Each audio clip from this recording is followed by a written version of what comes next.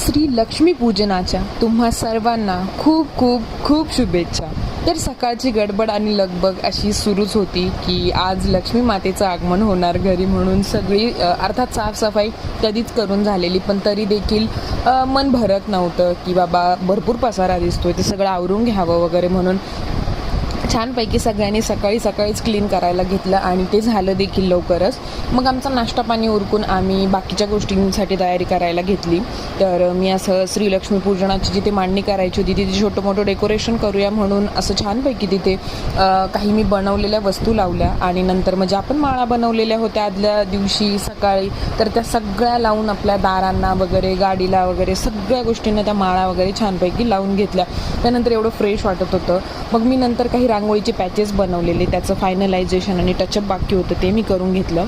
आणि नंतर मग मला अजून डेकोरेशन करायचं होतं. मला खूप काही करायचं होतं लक्ष्मीच्या आगमनासाठी, पण मला अर्थात सगळं काही शक्य झालं नाही.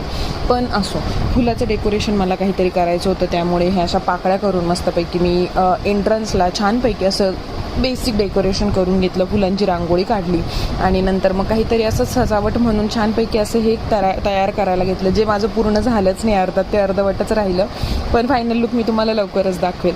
छानपैकी हे असं मस्त लक्ष्मीच्या आगमनासाठी आमचं डेकोरेशन सगळं तयार होतं. छान छान रांगोळ्या काढण्यात आलेल्या होत्या मस्तपैकी. इकडे छान आदित्यने दिव्यांची मांडणी करून ठेवली होती, आईंची पूजा मांडणी चालू होती आणि मग मी माझं डेकोरेशन सगळं उरकल्यानंतर पटकन स्वयंपाकाला घेतलं. पटापटा लक्ष्मी मातेने माझ्याकडनं स्वयंपाक करून घेतला.